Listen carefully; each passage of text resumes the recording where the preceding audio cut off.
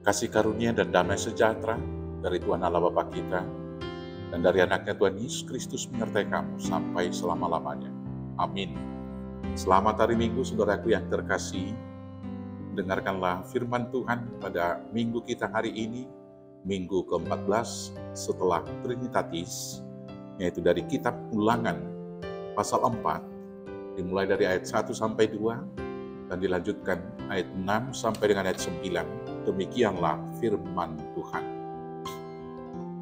Musa menasihati bangsa itu memelihara hukum Allah. Maka sekarang, hai orang Israel, dengarlah ketetapan dan peraturan yang kuajarkan kepadamu untuk dilakukan, supaya kamu hidup dan memasuki serta menduduki negeri yang diberikan kepadamu oleh Tuhan Allah nenek moyang. Janganlah kamu menambahi apa yang kuperintahkan kepadamu, dan janganlah kamu menguranginya. Dengan demikian kamu berpegang pada perintah Tuhan Allahmu yang kusampaikan kepadamu. Lakukanlah itu dengan setia, sebab itulah yang akan menjadi kebijaksanaanmu dan akal budimu di mata bangsa-bangsa yang pada waktu mendengar segala ketetapan ini akan berkata, memang bangsa yang besar ini adalah umat yang bijaksana dan berakal budi. Sebab bangsa besar manakah yang mempunyai Allah yang demikian dekat kepadanya seperti Tuhan Allah kita, setiap kali kita memanggil kepadanya? Dan bangsa besar manakah yang mempunyai ketetapan dan peraturan demikian adil seperti seluruh hukum ini yang kubentangkan kepadamu pada hari ini? Tetapi waspadalah dan berhati-hatilah, supaya jangan engkau melupakan hal-hal yang dilihat oleh matamu sendiri itu, dan supaya jangan semuanya itu hilang dari ingatanmu seumur hidup. Beritahukanlah kepada anak-anakmu dan kepada cucu cicitmu semuanya itu. Demikianlah firman Tuhan. Bapak, Ibu, saudara-saudaraku yang terkasih dalam Yesus Kristus, dalam gerakan reformasi yang dilakukan oleh Martin Luther pada tahun 1517, dia menuliskan 95 dalil di pintu gereja di Wittenberg. Dan dari 95 dalil itu, ada 3 slogan yang sangat terkenal dan sudah akrab dalam hidup persekutuan kita sehari-hari. Yaitu yang pertama, sola gratia, yang berarti kita diselamatkan hanya karena anugerah. Yang kedua, sola fide, kita diselamatkan hanya karena iman. Dan yang ketiga, sola scriptura, kita mendapat anugerah keselamatan hanya kita ketahui dari kitab suci. Slogan tersebut banyak disalahartikan oleh sebagian orang Kristen. Mereka beranggapan bahwa hukum Taurat tidak terlalu penting lagi, karena keselamatan itu adalah anugerah cuma-cuma atau anugerah semata dari Tuhan. Dan keselamatan itu diperoleh bukan karena kesalehan pribadi dan moralitas yang sempurna, tetapi diperoleh hanya karena iman. Bapak, Ibu, saudara yang terkasih, pendapat ini adalah keliru dan mendangkalkan arti sola fide, sola gratia, dan sola scriptura yang di atas. Benar bahwa tidak seorang pun dapat diselamatkan karena perbuatan dan kebenarannya sendiri. Tetapi anugerah keselamatan yang diberikan oleh Tuhan kepada kita hanya dapat kita terima bila kita beriman. Dan iman itu timbul dari pendengaran akan firman Tuhan, seperti yang tertulis di dalam Roma 10 ayat 17. Jadi iman timbul dari pendengaran, dan pendengaran akan firman Kristus. Selanjutnya, orang beriman pasti akan melakukan hukum Tuhan, karena iman tanpa perbuatan pada hakikatnya adalah mati, seperti yang dikatakan Yakobus dalam Yakobus 2 ayat 17. Orang yang beriman, atau kita sebutkan orang percaya atau orang Kristen, yang telah mendapat anugerah atau gratia, keselamatan dari Yesus, justru harus melakukan hukum Taurat secara esensial. Karena itu adalah perintah dari Tuhan Yesus. Bahkan Tuhan Yesus mengatakan bahwa hidup keagamaan orang Kristen harus lebih baik daripada orang Farisi supaya dia mendapat anugerah. Berkenaan dengan hal ini, Tuhan Yesus berkata dalam Matius 5 ayat 17 dan yang berikut dikatakan demikian. Janganlah kamu menyangka bahwa aku datang untuk meniadakan hukum Taurat atau kitab para nabi. Aku datang bukan untuk meniadakannya, melainkan untuk menggenapinya. Karena aku berkata kepadamu, sesungguhnya selama belum lenyap langit dan bumi ini, satu iota atau satu titik pun tidak akan ditiadakan dari hukum Taurat sebelum semuanya terjadi. Karena itu, siapa yang meniadakan salah satu perintah hukum Taurat, sekalipun yang paling kecil, dan mengajarkannya demikian kepada orang lain, dia akan menduduki tempat yang paling rendah di dalam kerajaan surga. Tetapi siapa yang melakukan dan mengajarkan segala perintah-perintah hukum Taurat, dia akan menduduki tempat yang tinggi di dalam kerajaan surga. Maka aku berkata kepadamu, jika hidup keagamaanmu tidak lebih benar daripada hidup keagamaan ahli-ahli Taurat dan orang-orang Farisi, sesungguhnya kamu tidak akan masuk ke dalam kerajaan surga. Karena itu, hukum Taurat harus kita terima dan laksanakan. Karena itu adalah perintah langsung dari Tuhan Yesus. Hukum Taurat adalah tanda kehadiran Tuhan yang berkuasa memberi hidup, hikmat, dan pengertian.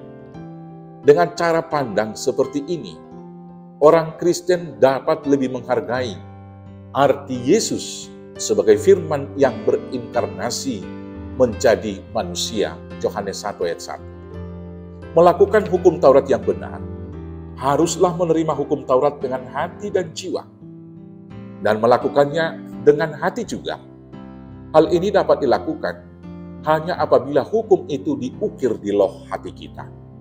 Sebagaimana firman-Nya yang berkata, tetapi beginilah perjanjian yang kuadakan dengan kaum Israel sesudah waktu itu.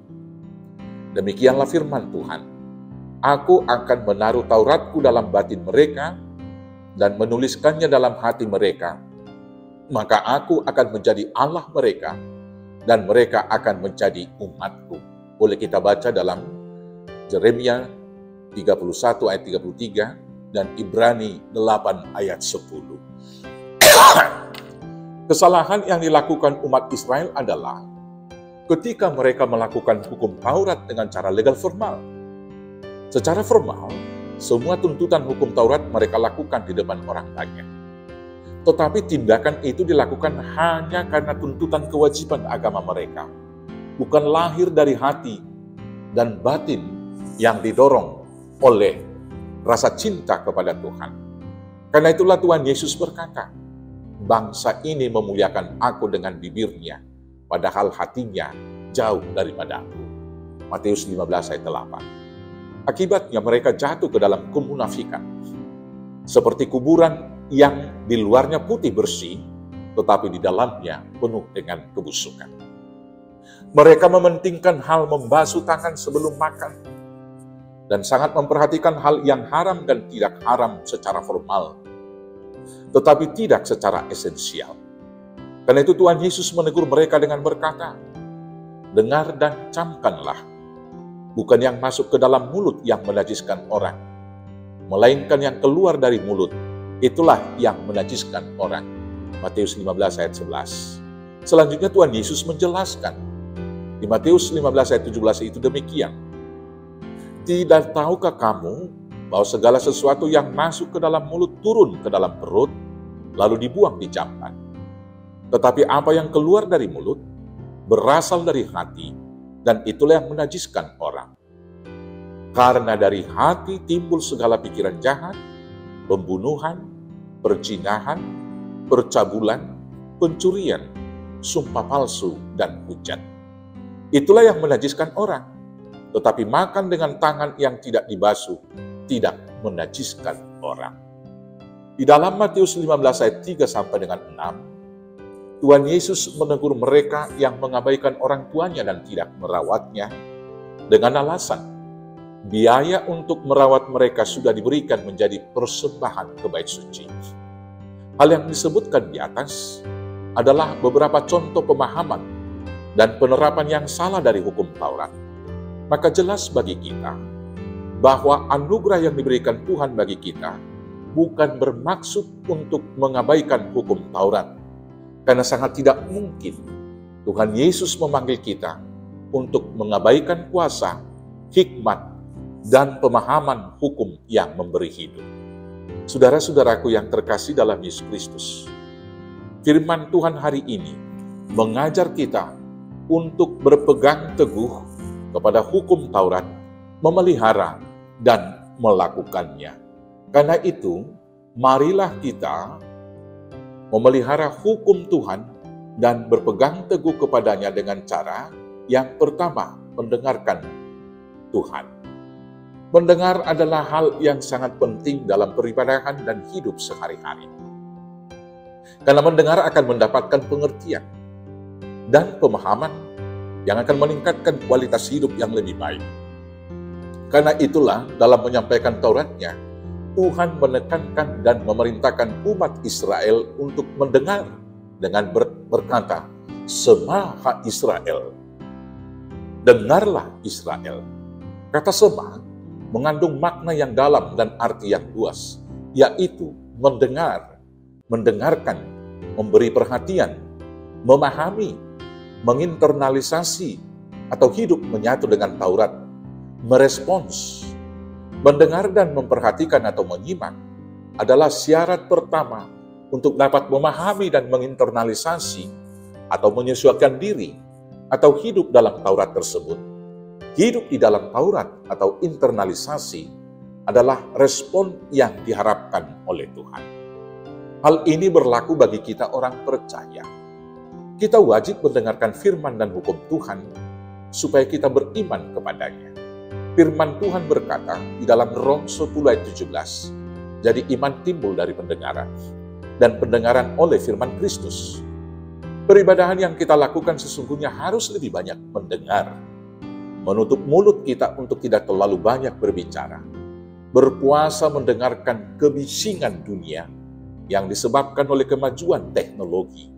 Salah satunya yaitu telepon seluler atau telepon genggam kita atau handphone. Melipat kedua tangan kita untuk tidak melakukan aktivitas pekerjaan yang lain. Bahkan menutup mata kita dari godaan sekitar kita. Karena itulah kita diajarkan untuk menutup mata dan melipat tangan ketika berdoa. Ibadah yang baik adalah Allah berbicara dan umat mendengar. Itulah yang diuraikan dan disampaikan oleh Bapak Pendeta Stephen Tong. Hal ini relevan dengan firman Tuhan yang berkata, "Hai saudara-saudara yang kukasihi, ingatlah hal ini. Setiap orang hendaklah cepat untuk mendengar, tetapi lambat untuk berkata-kata." Yakobus 1 ayat 9. Dengan demikian kita akan dapat memahami firman dan hukum Tuhan yang hidup di dalamnya. Ironinya, dalam banyak peribadahan yang dilakukan orang Kristen pada saat ini, umat lebih banyak berbicara dan Tuhan mungkin diam saja. Dan ketika Tuhan berbicara, ada sebagian umat yang tertidur. Akibatnya, peribadahan yang dilakukan tidak menumbuhkan iman, tidak menumbuhkan hikmat dan kebijaksanaan, dan tidak meningkatkan kualitas moral dan spiritual umat. Karena itu dengarkanlah firman Tuhan, supaya engkau memahaminya dan hidup di dalamnya, sehingga hidupmu akan lebih baik dan panjang umur. Kiranya kita semua dapat berseru seperti Nabi Yeremia yang berkata, "Apabila aku bertemu dengan perkataan-perkataan, maka aku menikmatinya. Firman-Mu itu menjadi kegirangan bagiku dan menjadi kesukaan hatiku." Yeremia 15 ayat 16a. Yang kedua, jangan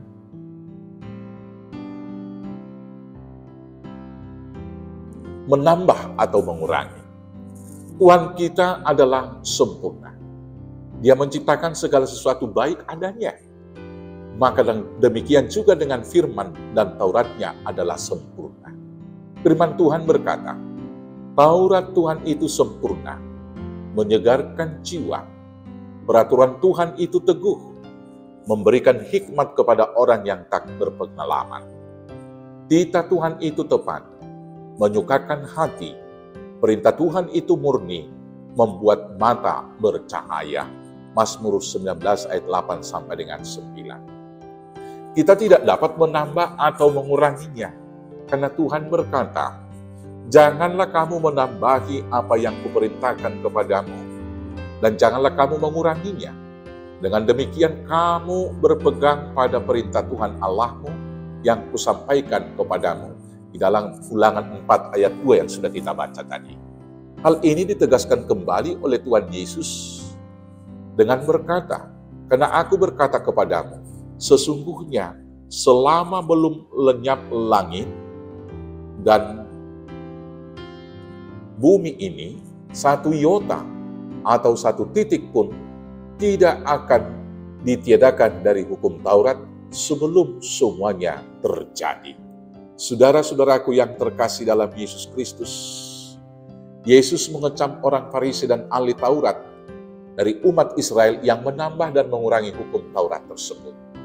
Hal itu harus menjadi pelajaran bagi kita umat percaya pada saat ini, supaya kita berpegang teguh dalam hukum Taurat, serta setia hidup di dalamnya, walau dalam perkara yang terkecil sekalipun. Jangan mengurangi atau menambahkan hukum Taurat dengan pengertian dan rumusan kita sendiri. Contohnya, ada sebagian orang yang berkata, tidak salah berbohong kalau demi kebaikan. Saudaraku yang terkasih, tidak ada kebohongan demi kebaikan. Kebohongan tetaplah salah. Maka katakanlah ya bila ya, tidak bila tidak. Lain daripada itu adalah dari si jahat. Yang ketiga, saksikanlah hukum Taurat Tuhan.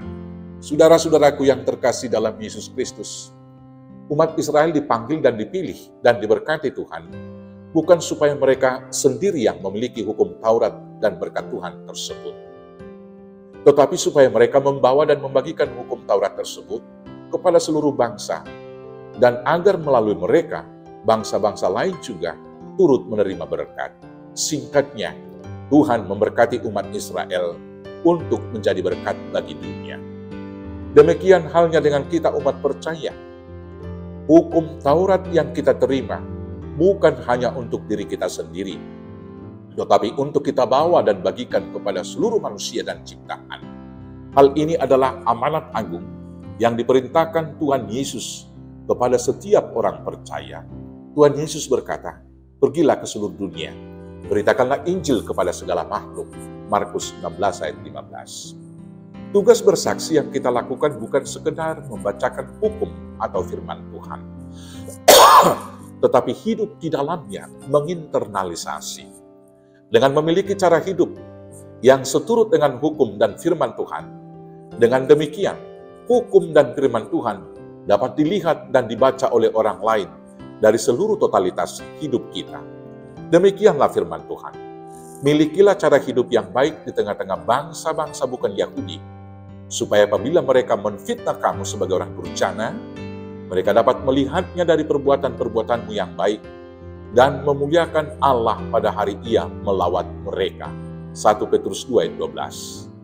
Karena telah ternyata bahwa kamu adalah surat Kristus. 2 Korintus 3 ayat 3. Dengan kesaksian yang demikian, maka bangsa-bangsa di dunia akan melihat kemuliaan Tuhan dan akan ikut memuji Tuhan dan berkata, "Memang bangsa yang besar ini adalah umat yang bijaksana dan berakal budi."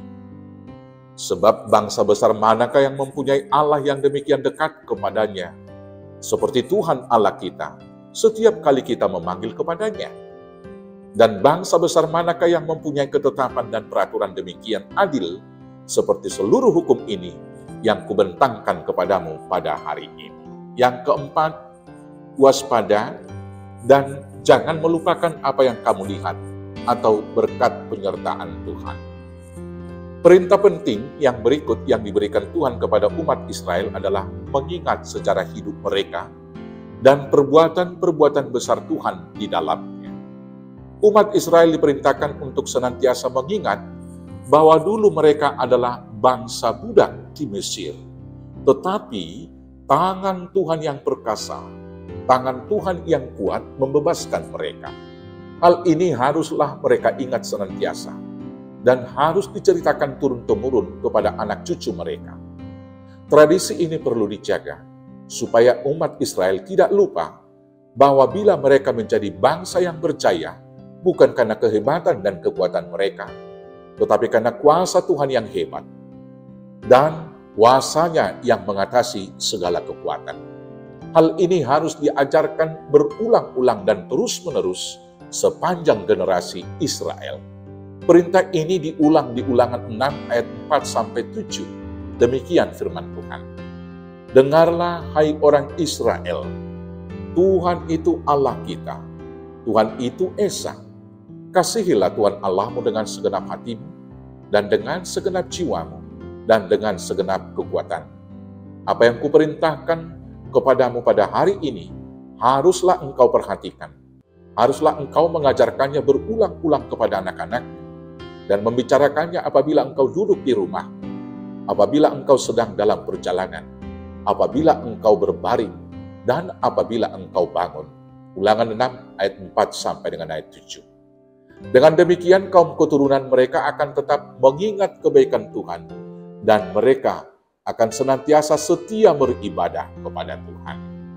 Saudara-saudaraku yang terkasih dalam Yesus Kristus, marilah kita tetap setia mendengar dan melakukan hukum Taurat dan firman Tuhan.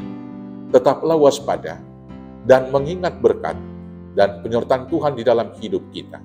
Ceritakan dan ajarkanlah perbuatan baik Tuhan di dalam hidup kita kepada kaum keturunan kita sampai Kristus datang kedua kali, supaya mereka juga setia beribadah kepada Tuhan. Tinggalkanlah sifat dan perbuatan yang lebih banyak menghitung penderitaan, tetapi melupakan berkat melimpah yang kita terima. Amin. Tuhan Yesus memberkati. Amin. Kita bersatu dalam doa. Terima kasih Bapa atas hukum-Mu yang menuntun hidup kami. Terima kasih atas anugerah keselamatan yang kami terima melalui iman. Dan sebagai ucapan syukur kami mau hidup di dalam Tuhan dengan setia melakukan firman dan mengajarkan itu kepada kaum keturunan kami. Kuatkan, mampukan kami melakukan semuanya hanya dengan pertolongan Yesus Kristus Tuhan Juru Selamat kami yang hidup. Amin. Selamat hari Minggu, selamat melakukan hukum Tuhan. Tuhan Yesus memberkati. Horas, horas, horas.